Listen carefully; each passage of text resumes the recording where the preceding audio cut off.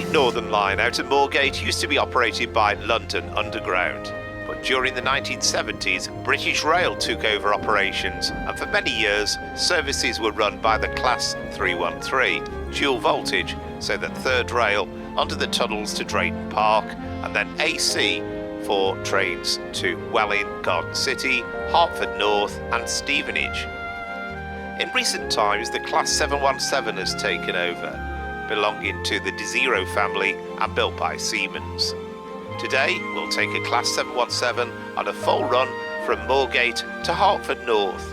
It should take us around 50 minutes, and we're taking advantage of DTG's East Coast Mainline south, the Hertford Loop line from the Alan Thompson Sim website, and on backdated train sim the ECML South Moorgate extension.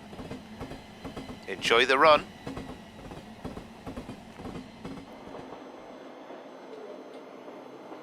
So hello, welcome to another train sim video over this Christmas period, but this time we're on Train Sim Classic and we're at Moorgate on the Great Northern. We're going to take a run through to Hertford North. There's another train coming into the adjacent platform. So first of all, let's get things set up. TPWS and AWS operational. We'll get the doors open. Let's get the lights set up for the train as well. I think that's right.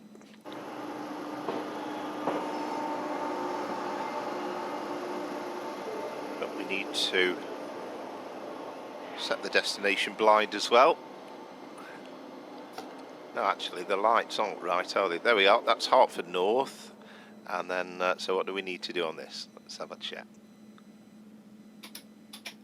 No, actually it might be there. Yeah, that's right, yeah, there we are.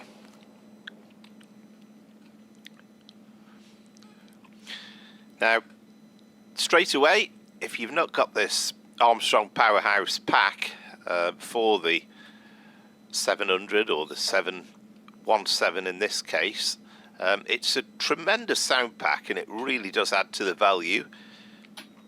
But if you are eagle-eyed, then straight away you're going to think, well,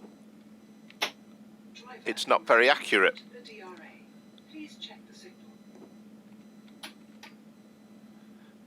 So let's get going anyway. Old Street is our first stop. We're under the tunnels for the first bit, so we've got a 10 mile an hour section to begin with. But the point is, there should obviously be the middle door on the front, and they as in Armstrong Powerhouse, weren't able to produce a new cab, unfortunately. It'd be nice if we could get that at some point. And the reason, of course, there is a cab door in the middle is simply as an escape point, because in the event of an emergency, the tunnels are too narrow to walk down the side of the train, so you would literally need to get through the front. So in the event of a breakdown or some other issue with the train, then that's what they would do. But I mean, the good side is it kind of provides us with a better view of the line, really, particularly when we're out in the open. We've got a nice open view, but it's a reasonable compromise. And as I always seem to feel with these add-ons, it's an absolute age since I've driven it, but it's lovely to come back to them, and you kind of almost forget that such things exist. So this needs the backdated train sim website, I think, for the this northern branch, the one from Moorgate, the underground section. And then Hertford Loop itself is on the on AlanThompsonSim.com.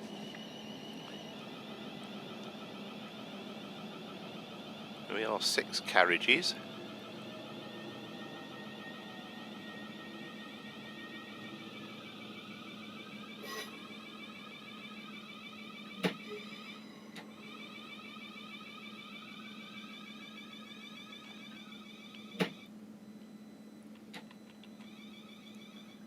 Should do us just about, I think.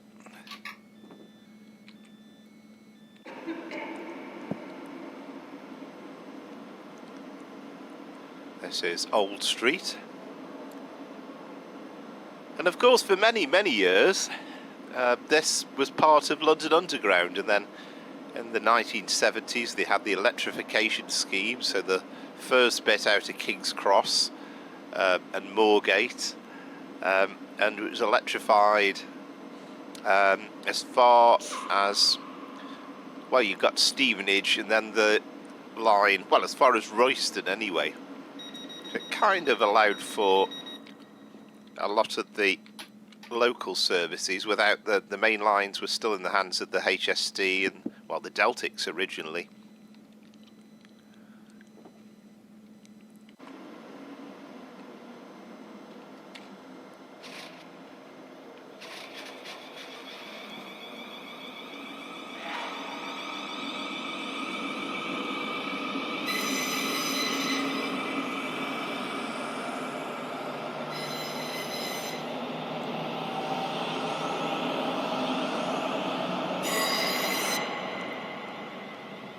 Can't see a great deal in these tunnels, but again, exactly prototypical, I think you'll find. And you know, when you see videos, you know, some of the tube journeys where it's been lit up, and I don't think that's actually realistic. I think they've put an extra torch in just to make it slightly more visually interesting. But the good news is, once we get past Drayton, once we get past Drayton Park, then we will be on the overground section, and we'll be joining the East Coast Main Line. So we're stopping now from Essex Road, Highbury and Islington, Drayton Park, Finsbury Park, Haringey, Hornsey, Alexandra Palace, Bowes Park, Palmer's Green, Winchmore Hill, Grange Park, Enfield Chase, Gordon Hill, Cruise Hill, Cuffley, Bayford, and finally Hertford North.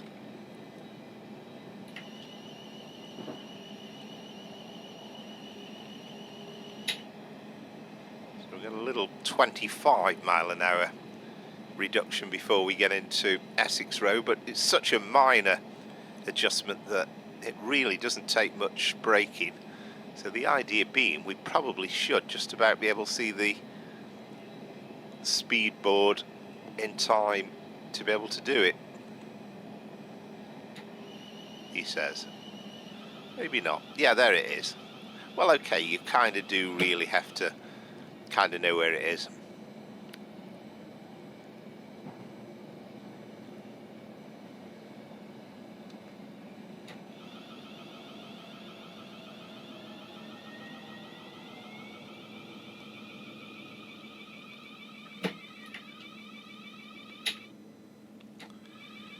This is Essex Road.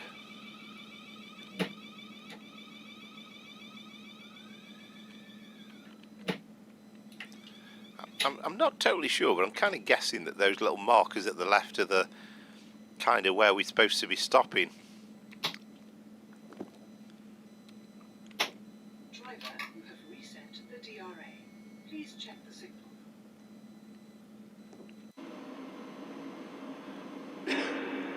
I love the way these indoor sections have been done. Very, very close to reality, I think. And it was just, I mean, when Dovetail Games brought out King's Cross to Peterborough, it immediately felt like a bit of a shame that we hadn't got the Moorgate section.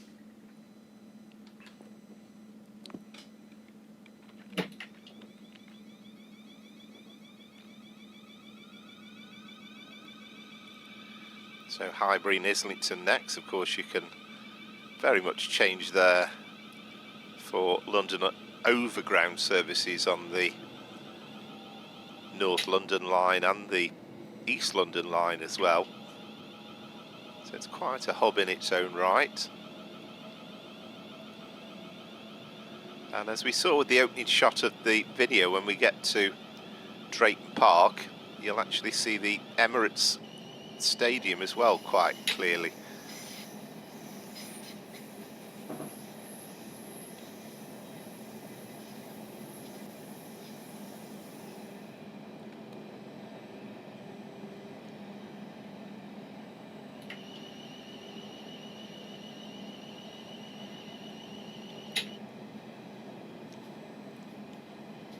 Of course, it's also possible to do the Moorgate to Welling Garden City as well.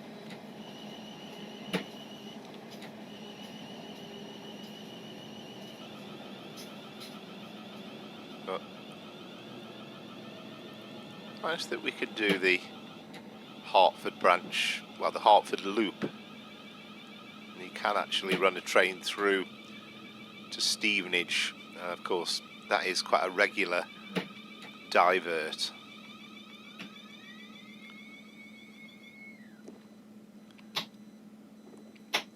Driver, you have reset the DRA. Keep pressing the DRA to come on. I'm so used to the buttons on Train Sim World for door opening that, of course, it's slightly different with Train Sim Classic. So the outside, nicely done by Armstrong Powerhouse. So they do have that middle bit, but perhaps one day we will get a custom made cab for this unit.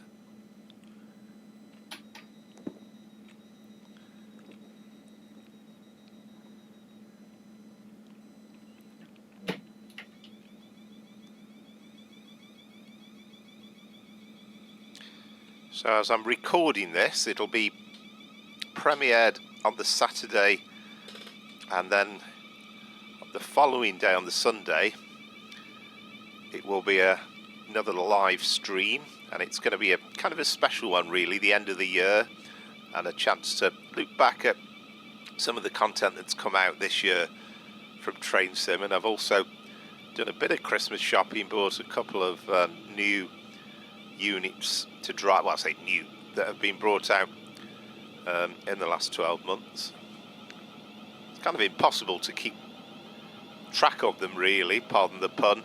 There's so much coming out and you don't actually want all of it straight away. Little glitch here, I don't know whether this is me and there's something I've not got installed right. I think the rest of it's okay, that's the important thing.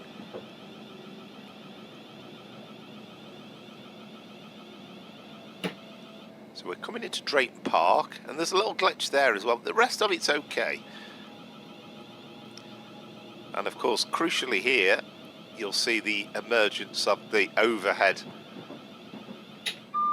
electrification, so we will be going from DC mode into AC mode in a moment.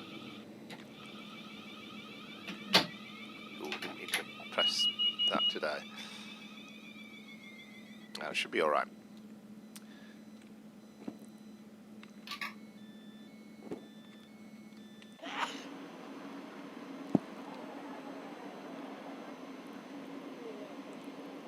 You kind of get the chance to contrast the video with, or the train sim with the video that I had at the start, and you can certainly see the similarities. There's the Emirates Stadium up above. So let's get this thing set up correctly then. And we need to put the reverser into neutral. So to begin with then, we'll turn the power supply off. Then we'll set the AC to on. We should start flashing. Always a good sign. So I think now we need to put the power supply back on again.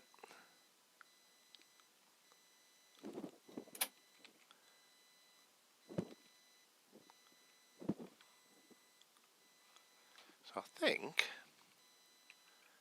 usually when I do it on these live streams it all goes completely wrong, but hopefully we should now find that the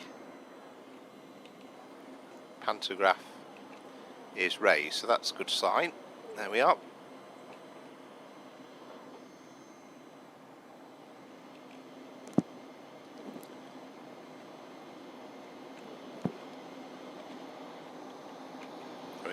This is kind of a transitionary period because we've got the old 313s in use as well.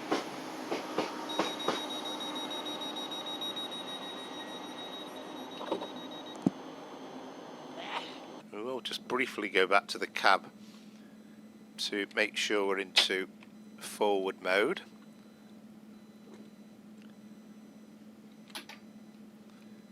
We should be okay to go, he says.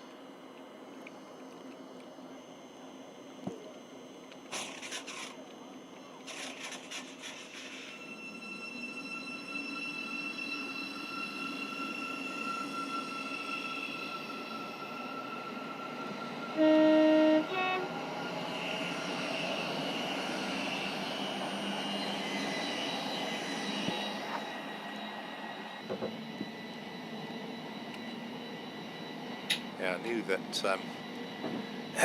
dropping the hood would mean that we would be potentially speeding. So that's the last bit of the Northern City Line, as I think it's known. We will shortly be encountering the East Coast Main Line and Finsbury Park.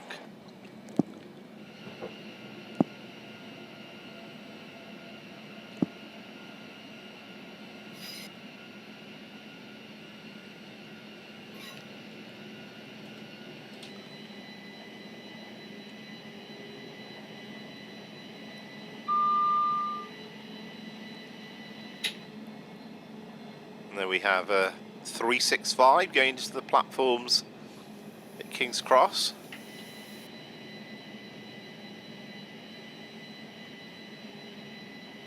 I do apologise, I've forgotten to double check who's actually created this scenario, but it's a good one.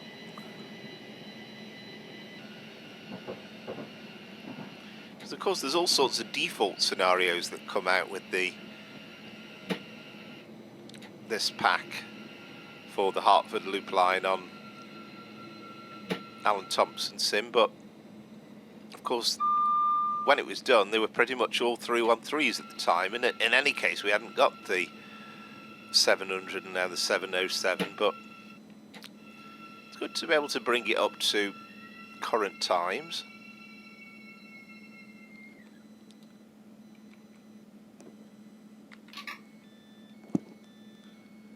Now this is Finsbury Park.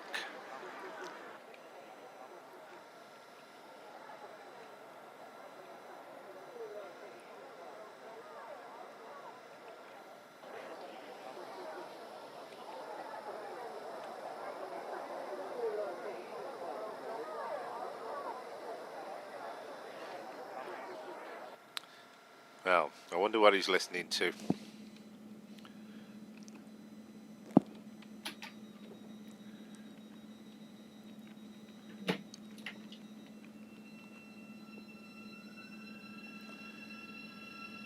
I can't remember, did I open that window? Yep, I did, yeah.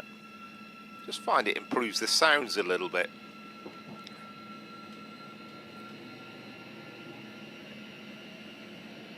We are kind of approaching the West Coast Main Line proper. Of course, Moorgate is such an important terminus because... Oh, what have we got there? We've got a Grand Central train. What's that, a 180 is it?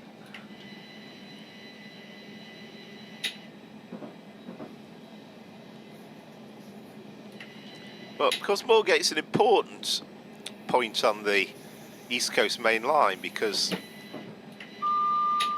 essentially King's Cross handles all the long distance services, which are now kind of in the hands of LNER, and the outer suburban trains to the likes of Peterborough, Kings Lynn, Cambridge. But it gives Moorgate the chance to then do the more local services.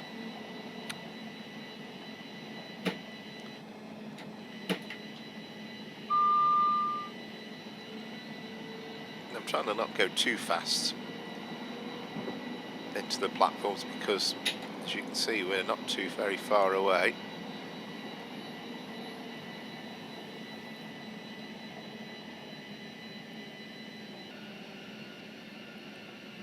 Haringey, kind of the first stop on the East Coast Main Line proper. There's another Moorgate service on the side.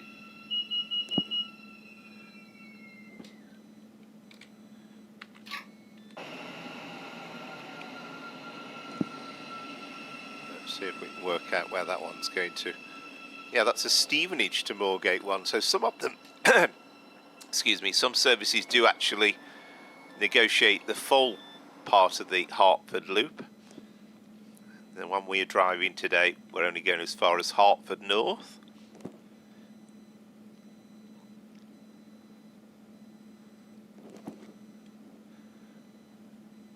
That's one of the old Gatwick Express liveried units.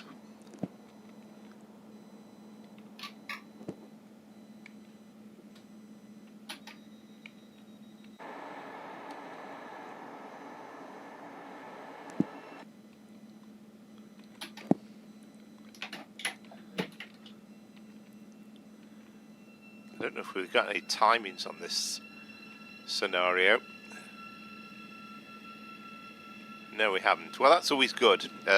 Personally, I always prefer non-timetabled runs because I think unless you're a real driver and you're very, very familiar with the line, then you're going to struggle to keep exact times with these local services. It's not so bad with the long distance ones because you've got a bit more flexibility, but kind of judging the exact stopping distances are, well, I won't say an impossibility, but if you don't know the route inside out, then you're not going to know. You need to make detailed notes, I think.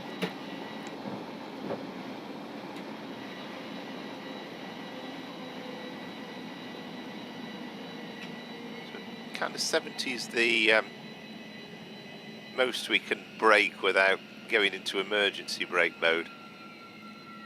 That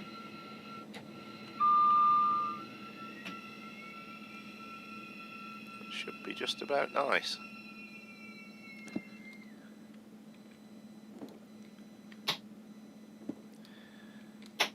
I'm getting fed up of pressing that Y button now. Please check the signal. There was an awful lot of additional assets built for the route. The station seemed particularly detailed. They put a great effort in for this East Coast Main Line add-on at the time.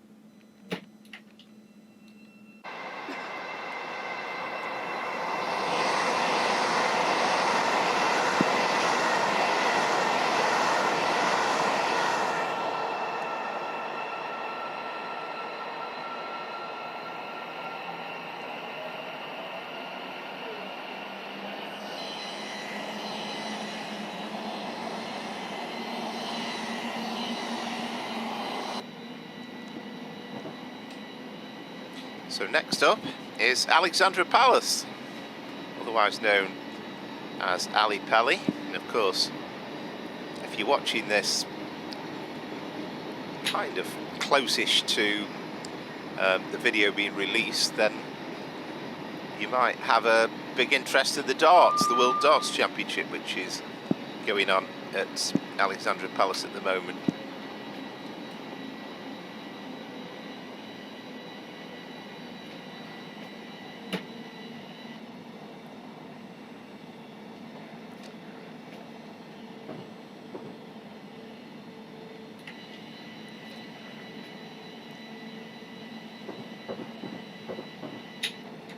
We should be 30 actually over here.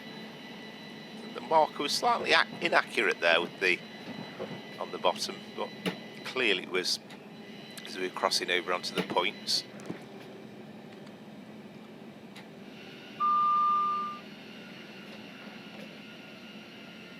We're getting this the windscreen wiper slightly more than intermittent mode as well, if we can.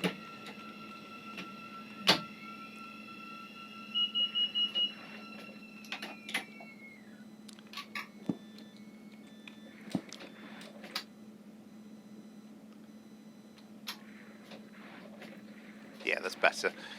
That's much better.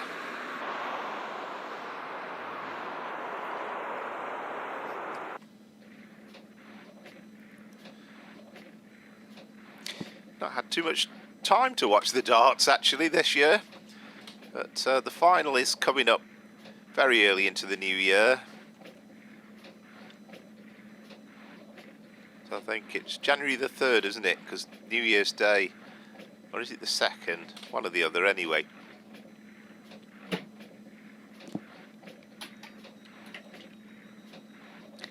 It's the first Friday of the new year, that I do remember.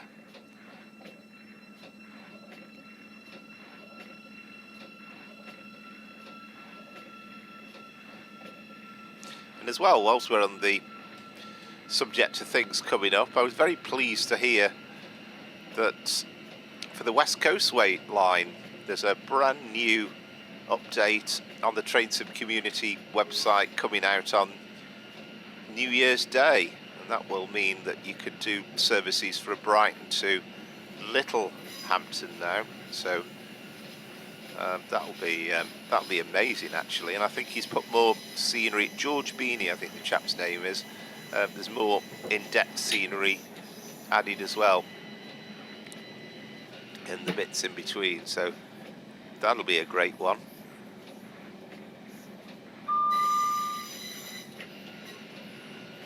So Bowes Park is our first stop on the Hertford Loop line.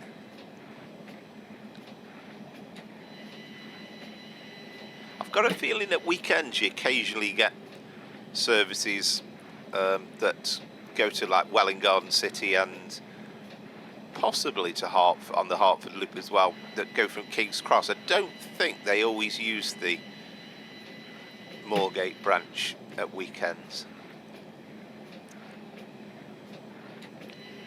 I'm going to race into the platform because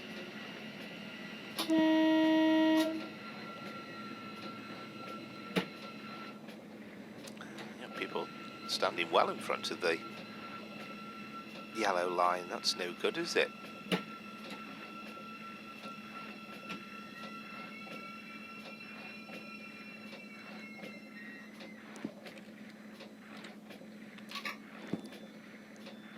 And it's great that we've kind of got little reminders like that, that again realistic signs have been put in. Shame that we don't see those 313s anymore.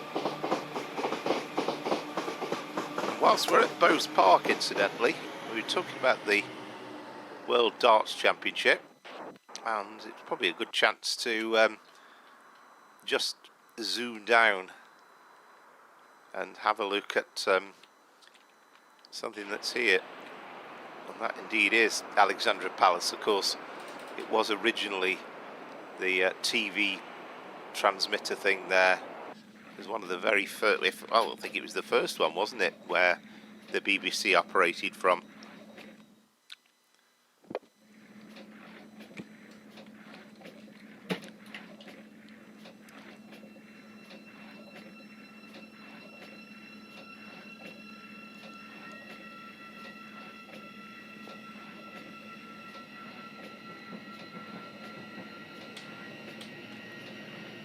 Palmer's Green next. Again, we are on this new section, so it's good to be able to see this Hertford Loop line. I think it's been done by a chap called, his name's Twisted Red Black on the Alan Thompson simulation site.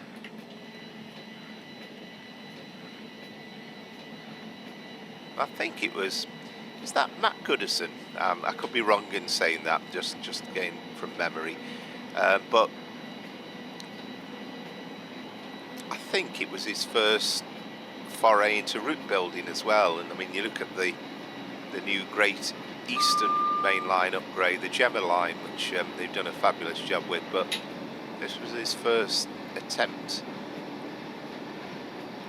I mean, the thing about the Hertford Loop is the track was always there from day one. It was actually there on the Dovetail Games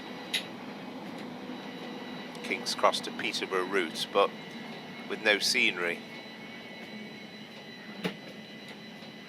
I think that's happened a few times with stuff over the years, where you kind of get the impression they've put stuff in and thought, well, if we get time, we'll add various bits in, but they clearly never have. Same thing happened with the original Great Eastern when they put the Harwich line in.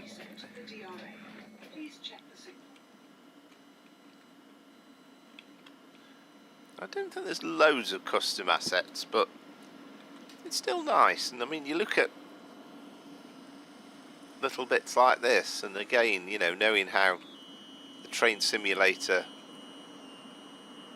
editor works, it's not the easiest thing in the world to get right, and it just gives you enough of an impression of distant scenery.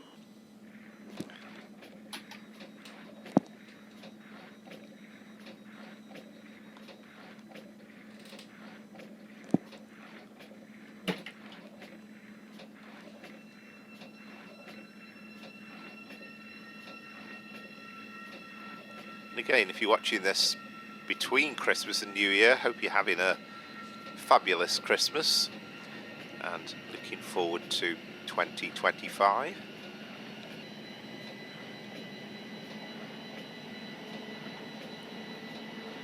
I seem to spend most of my time nowadays thinking about what might be coming up in the train game.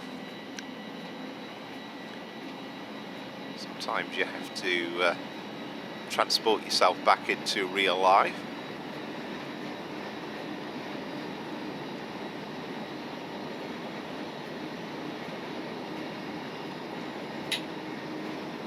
Glad to see as well, I think the last time I rode on the Hertford Loop line there was some sort of corrupted asset and you were getting strange blocks, grey boxes coming in the way and the view being blocked, but I think basically it's just a question of re-downloading the route.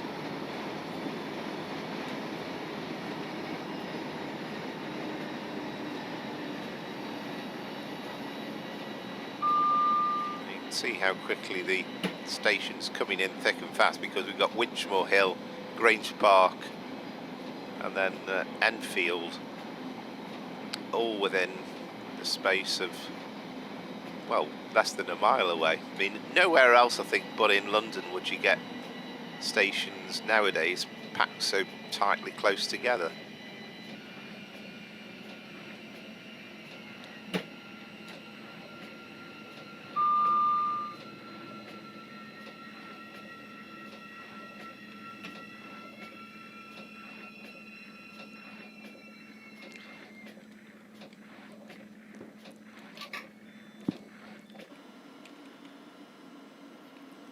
But it'd be nice one day for somebody to do a new cab for this and to make it, I mean, as I say, in a way it's a bonus really because you can see the view out better from the cab, but it's kind of trying to make it as per reality.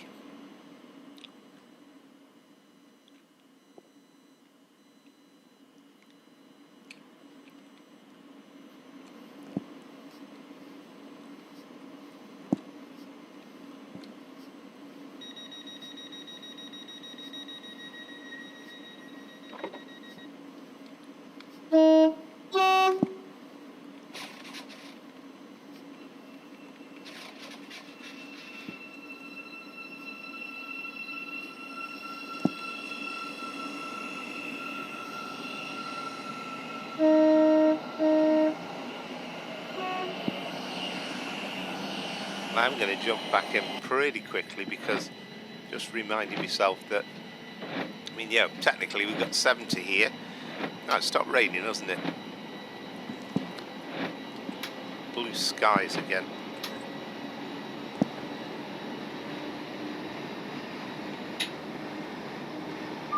We don't want to miss that stop. Grange Park.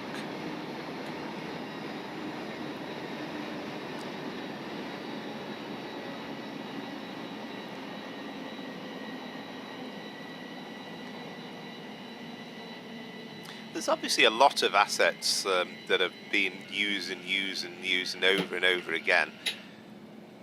And I mean, I think that's kind of the problem when I've had a bit of time on my hands and I've done a bit of scenery laying. I spent half a day trying to find one building that looks similar, and the problem is it's not realistic. You can't keep doing it.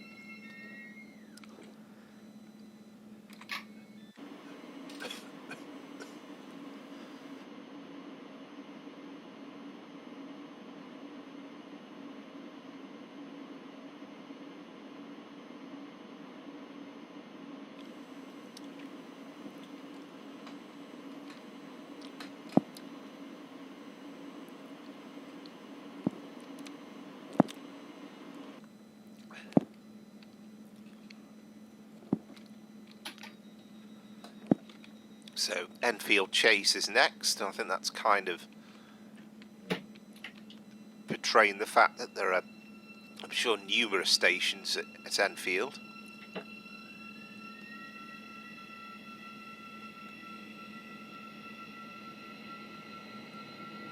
So what have we got left? We've got Enfield Chase, Gordon Hill, Cruise Hill, Cuffley, and Bayford, and then Hertford North. I was kind of thinking we're coming towards the end. I mean, I suppose we are in a way, but I haven't counted out exactly how many stations we are stopping at, but there's a good few.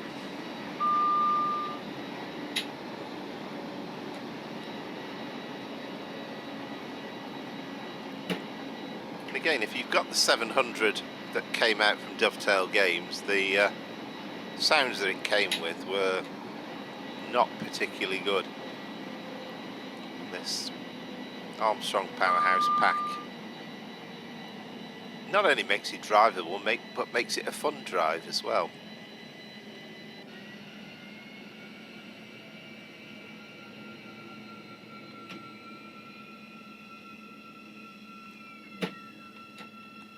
And I know that Richard Armstrong got a lot of criticism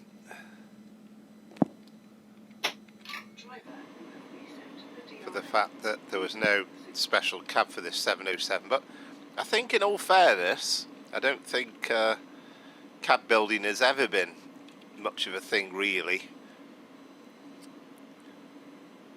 for him. It's always been, I think it's been done by other people for him.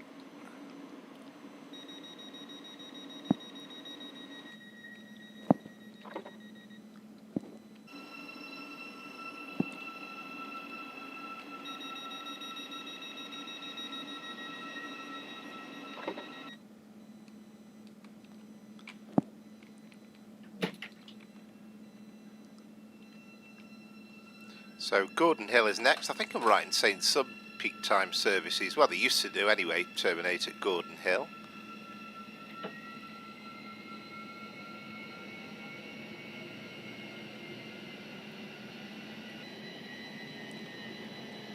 But I do enjoy some of these metro services where you're stopping constantly, because it's kind of, it's engaging your mind a little bit more. You know, you're driving along at 125 mile an hour, it's fun, it's exciting, but you haven't got a lot to do in the bits in between really, particularly when you've got cruise control on board.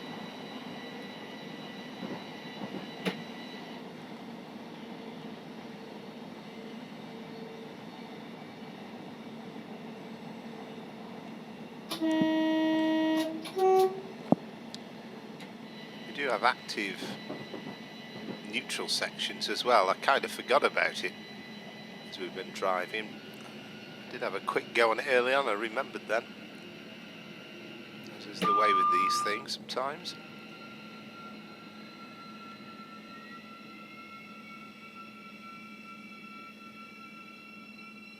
Of course, all the signs have been redone and made modern and up to date for the 717 as per real life.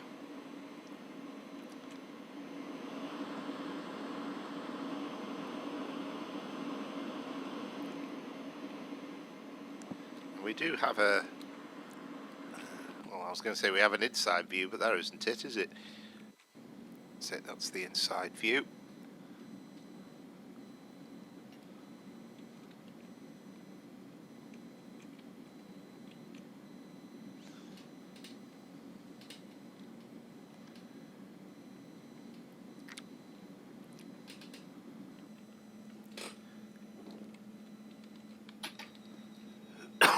Excuse me.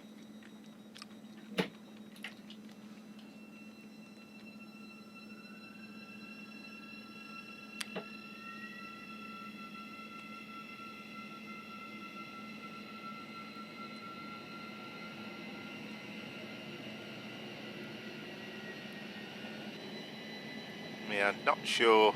I mean, the stations start getting a little bit more spaced apart for the latter part, so we might actually manage to achieve line speed in this section, maybe.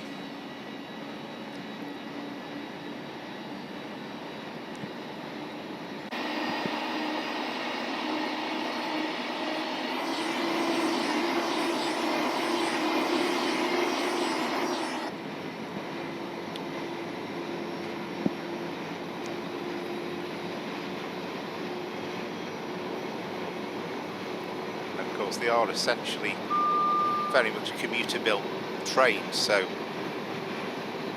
stopping quickly and braking quickly from short distances is absolutely part of the specification. Maybe not quite to the extent that you see it with tube trains, where generally they have a lower top speed, but the way they seem to come into the platforms at speed, don't they, and pull away at speed. Whereas national trains, I mean, we used to call them British Rail trains, but sort of national trains, such as this one,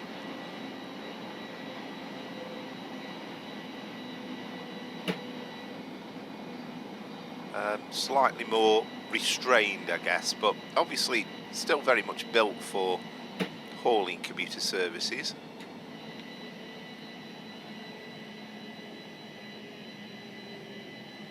Now, we got rain coming again. It's one of those days, isn't it?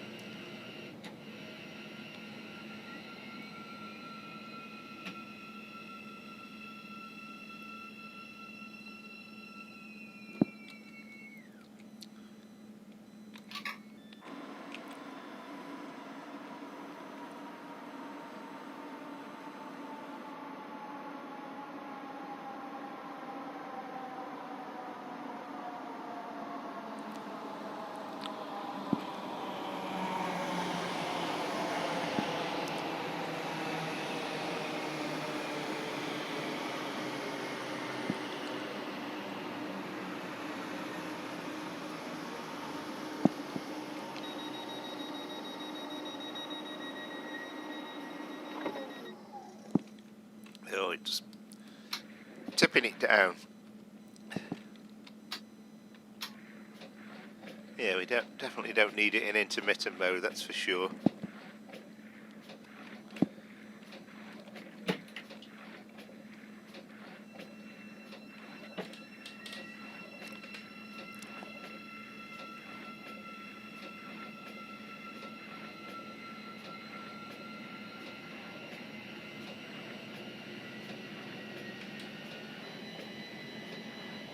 Again, a little bit of a distance between our next here and our next stop.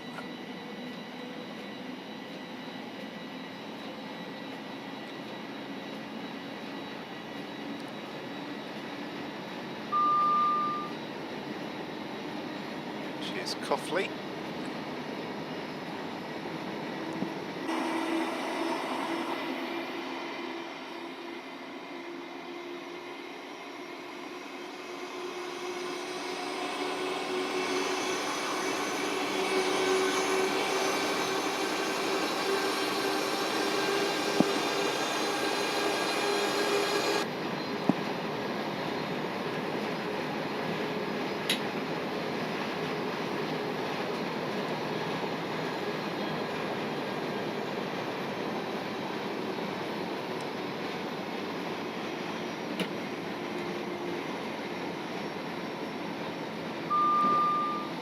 Seem all that long ago. Remember, I think a firm called European Barn adding the Hertford Loop in to the East Coast Main Line. I was slightly disappointed with it at the time and never really drove it a great deal, but it always feels with Train Sim Classic and certainly with Train Sim World that you're very much entering a much more realistic environment.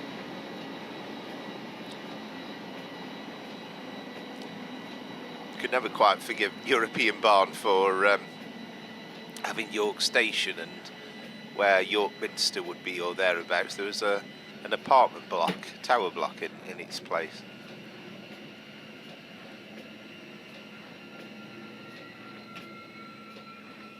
But for all that, I mean, they set the standards initially, and again we got some really nice custom builds, but it's just how time moves on, doesn't it? So Train Sim Classic, the scenery is a lot better than it was with Microsoft Train Simulator, and Train Sim World, the scenery is a lot better than Train Sim Classic. And I think people very much quick to say that the demise of Train Sim Classic has been grossly exaggerated. There's still plenty of interest in it.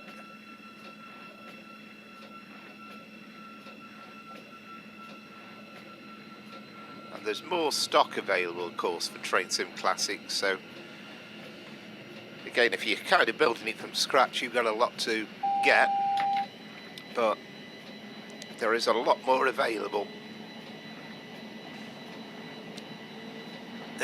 Excuse me. And again, just to say, I'll mention it again at the end, but hopefully you're enjoying the video, and if you are, then please like and subscribe. I'd be tremendously grateful in support of the channel.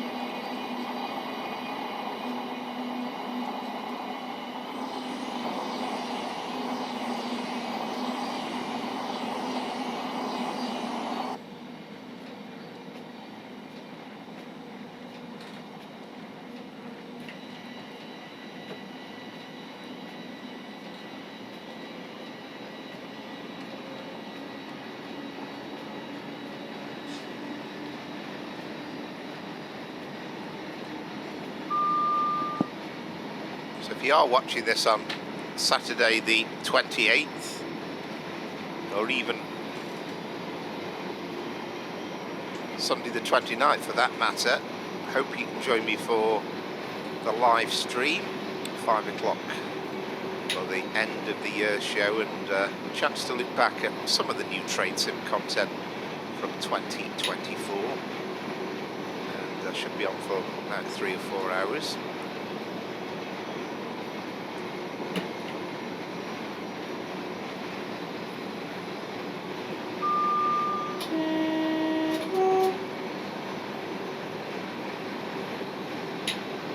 Thanks again for anybody that subscribed this year, but I won't say in particular, but also too for the people who've subscribed in the last few days.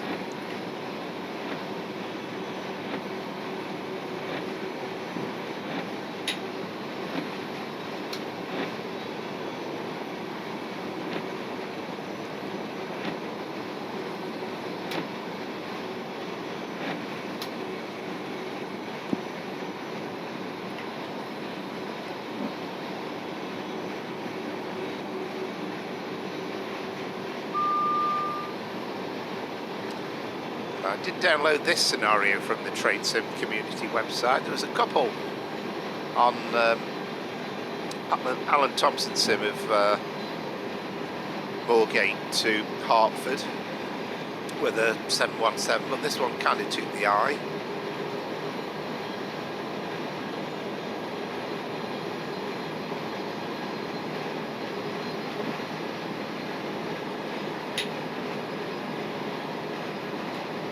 Like 7. This was excuse me, whilst we were on the East Coast Mainline section.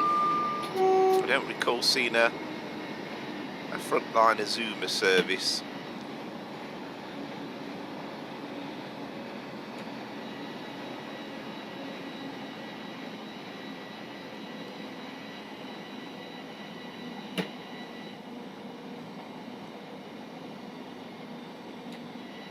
I've moved away from the snow today as well. I thought try something a bit more brighter and cheerful for the I can't remember if this is supposed to be the summer. Well, I presume it is. I don't think it's autumn.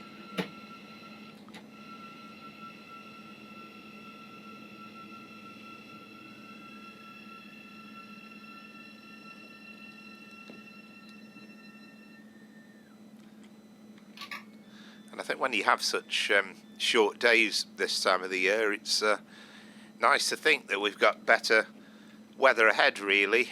And, you know, it's surprising. I mean, I'm recording this December 2024. It won't be long before we're into spring. It's always something to look forward to.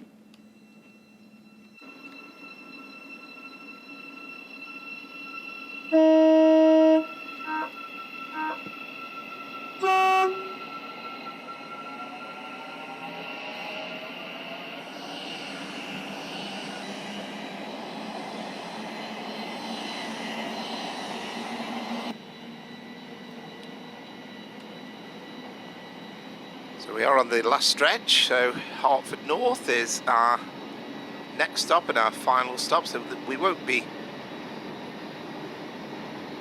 entering any buffer stops, I don't think. I don't think there's a bay platform here, as I recall anyway.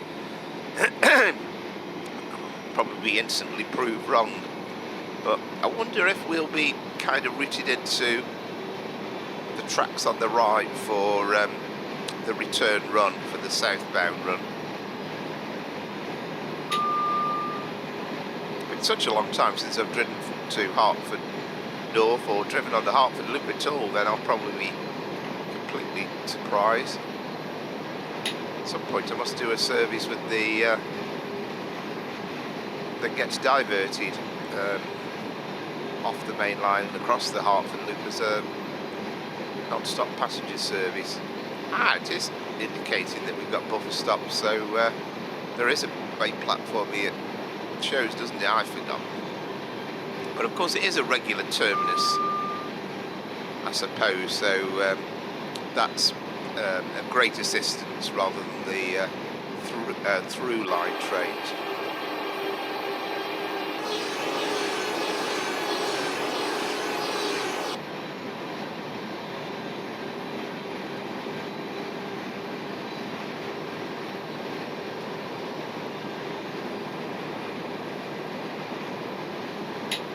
It's another run I've absolutely thoroughly enjoyed. I think it's great to revisit older routes, and of course people coming new into the hobby all the time, they're not always aware that some of this stuff's available. And of course you do need a lot of core routes, but gradually over time you build up the collection and you get some of the more obvious routes. And you'll find a lot of the time that you've got most of the content already. I still find installing scenarios, though, an absolute nuisance, because you could spend hours sometimes trying to get stuff installed and downloaded. I mean, it's slightly better now because of all the Armstrong Powerhouse packs, because if you've got most of those, we're speeding into this 15, aren't I? But if you've got most of the Armstrong Powerhouse packs, then that helps a lot, because people are generally using those as the base for a lot of scenarios. So you might find a lot of the time you've got most of the stock. So this is Hertford North, where our service will terminate, and contrary to what I was suggesting, we are going to come into a bay platform to the buffer stops. And this is going to conclude our run from Moorgate through to Hertford North.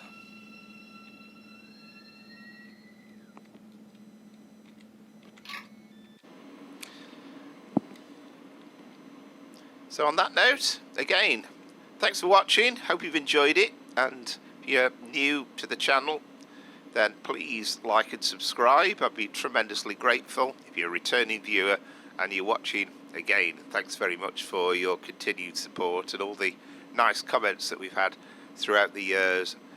Throughout the year has been really appreciated. And join me for the live stream tomorrow as we go on air with this video. But otherwise, if you're watching it back sometime later, it's usually Sunday at 5 o'clock anyway. But from Powerflower Trains and Planes, it's goodbye. Thank you.